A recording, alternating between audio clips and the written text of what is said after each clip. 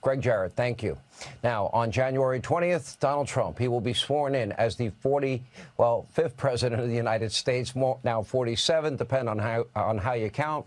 He will absolutely hit the ground running. The U.S. federal government is right now a disaster. He has the chance that maybe a president will only see in 100 years, and that is to be transformational in many areas. One of the most glaring crises, that at the southern border. The sheer amount of human suffering caused by Joe Kamala's dereliction of duty is immeasurable. Record fentanyl deaths from drugs pouring across the countries, murderers, rapists, cartels, gang members, terrorists. You know, all these crimes perpetrated by their unvetted illegals that they allowed in, aided and abetted in the process. In Northern Virginia, an illegal immigrant from Honduras just arrested for allegedly raping a woman on a hiking trail, just says, you know, after he was released from jail for a prior sex crime. Explain that to me.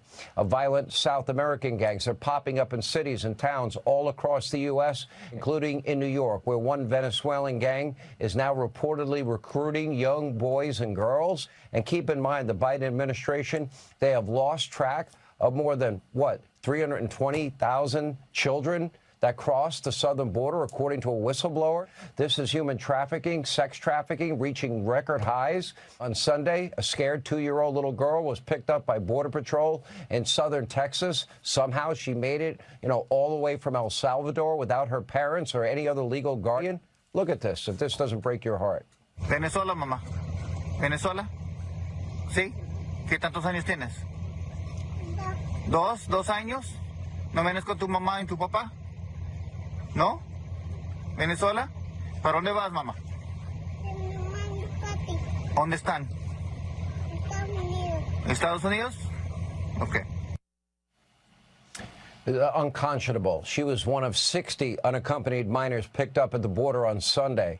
Now, there's nothing compassionate about the wide-open southern border. Death, misery, risk of terrorism, violence, murder, rape, other violent crimes, tens of billions of taxpayer dollars down the drain. Yet there are still Democrats who are desperate to keep this going. Listen to Denver's idiotic mayor, Mike Johnston. Take a listen. Trump's new border czar, Tom Homan, has said that he is willing to arrest leaders like yourself for standing in the way of these policies that they want to enact. Would you be willing to go to jail for these things? Yeah, I'm not afraid of that. And I'm also not seeking that. It is time to restore common sense, sanity across the country, put an end to this needless suffering. Moments ago, the president-elect detailed his plan on Truth Social, quote, on January 20th, as one of my many first executive orders, I will sign all necessary documents to charge Mexico and Canada a 25% tariff on all products coming into our country, and it is ridiculous open borders policies. This tariff will remain in effect until such time as drugs, in particular fentanyl, and all illegal aliens stop the invasion of our country. Both Mexico and Canada have the absolute right and power to easily solve this long-simmering problem. We hereby demand that they use this power, and until such time that they do, it is time for them to pay a very big price. Canada, Mexico, every other country in the world, friend and foe, has now been put on notice. The days of weak, feckless foreign policy, open borders is over. Here with reaction, the man that President Trump appointed to fix the border, Tom Homan, along with someone who, frankly, has played a very big role in bringing attention to this security disaster, Texas Governor Greg Abbott. And they're going to be together all day tomorrow. Tom, you heard this mayor out there in Colorado. I want to get your reaction to it. And I want you to be clear about who has jurisdiction, the federal government or state and local governments. And if you're a sanctuary state or city, are you breaking the law? You're absolutely breaking the law. All you have to do is look at Arizona versus U.S. You'll see these breaking the law. But look, me and the Denver mayor, we agree on one thing. He's willing to go to jail. I'm willing to put him in jail. Because there's a statute, it's Title 8 United States Code 1324 III, and what it says is, it's a felony if you knowingly harbor and conceal an illegal alien from immigration authorities. It's also a felony to impede a federal law enforcement officer. So if we don't want to help, that's fine. He can get the hell out of the way. But we're going to go do the job. President Trump has a mandate for American people. We got to secure this country. We got to save American lives. And I find it shocking that any mayor of a city would say, And President Trump's been clear. We want to concentrate on public safety threats and national security threats. I find it hard to believe that any mayor or governor would say they don't want public safety threats removed from their neighborhoods. I mean, I don't know what the hell is going on in Denver, but we're going to go and we're going to fix it. If he don't want to fix it, if he don't want to protect his communities, President Trump and ICE will. So you will be going into Colorado, Illinois, New York, California, and you are going to uphold the law of the land. That's your commitment. It doesn't matter what these elected politicians threaten or say that they're going to do. We're going to enforce the law, period. And they're not going to stop us. You know, Governor Abbott, I watched you with great frustration do everything imaginable in your power, come up with idea after idea after idea, because you were bearing the brunt of this from the very beginning. And you tried to put up barriers in the beginning, and then you tried to work the courts in the beginning. Then you started flying people out of your state to the sanctuary cities and states, and then all of a sudden, people like Mayor Eric Adams, to his credit, he finally got there, realized maybe this is not such a good idea, wide open borders, because we can't control what's going on here. How frustrating has that been for you? Well, listen, it's very frustrating when we have a country and a president and an administration that are fighting back against the law, inviting all this illegal immigration into our country, bringing those people in who are committing those rapes, those murders, and crushing families across the entire country. So I'm thankful that we finally have a president, President Trump, who's going to enforce the laws of the United States of America. I'm thankful that we have Tom Homan as the incoming border czar, who's going to help execute those laws and enforce those laws and make sure that we get back to restoring order. But also, I'm thankful, especially this time of the year, what Tom's going to help me out with tomorrow. I'm thankful for the National Guard troops who've been serving on our border for the past 4 years under the Biden administration, erecting the barriers, repelling and denying entry to people trying to enter the country illegally. Those are men and women who deserve the respect of the entire United States of America. And we're going to go feed them Thanksgiving dinner, Thanksgiving lunch, and show them the gratitude that they deserve. Yeah. Let me ask you, I had Senator Rand Paul, Tom, on my radio program today, and he thinks it's a matter of police and ICE resources, not the military, that can be used in this effort. What is your answer to that? Constitutionally, he says there's a problem.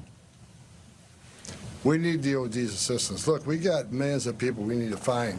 And we got a lot of criminal aliens. We got a lot of national security. We need to find these people. It is, I think, DOD. This is national security vulnerability. I think it's the biggest national security vulnerability we've seen since 9/11 because of the over 2 million gotaways. We already arrested a record number of people off the terrorist watch list crossing the border. We know 2.2 million people paid more to get away. They didn't want to be vetted. They didn't want to be fingerprinted. That scared the hell out of everybody. So DOD's helped on the border on numerous administrations. We need their help on the Trump administration. They don't have to be out arresting people, but they can certainly help us with transportation. They can help us staff up groups. They can help us do some of the infrastructure building. They can help with some of the logistics. Well, don't count on the Democrats, because all they're doing is preparing to be resisting every effort you make, and why they're putting the so-called rights, which illegal immigrants obviously don't have, over the safety and security of Americans, the drugs, the cartels, the gangs, the known terrorists in the country, is inexplicable to me. Governor, you have used the National Guard. You have used it successfully. Would every state be able to start with that and add to the ICE personnel as well? So it's a great strategy. Remember this, Sean, and that is we had half of America's governors send either their National Guard or DPS equivalent, Department of Public Safety equivalent, to the state of Texas. From Republican states across the country, all governors were lending their support. So bottom line, this has already happened.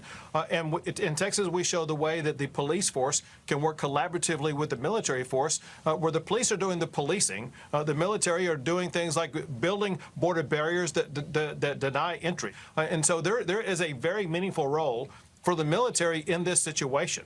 And it's something that we are expecting and hoping that President Trump will use, because here's the deal. In my opinion, we don't have enough ICE agents. We don't have enough Border Patrol agents. We need as much manpower as we can get right now, because it's all hands on deck for us to be able to deny illegal entry and to deport all those who are here illegally. It's a full-time job, and we need all the people we can get to do that job. What do you say, Tom Homan, to any elected official that is pledging to aid, abet, and assist illegal immigrants and prevent you and your team from doing the job you've been hired to do?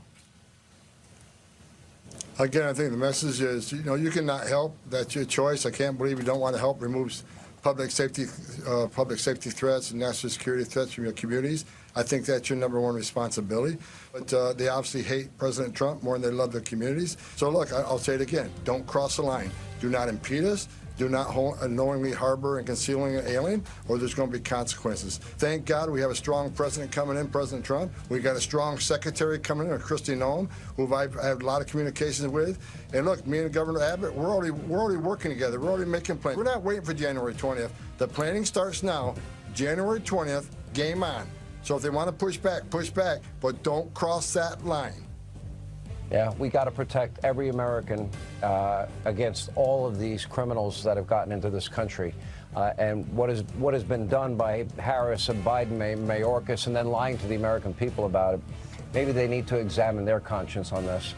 Tom Homan, Governor Abbott, thank you both.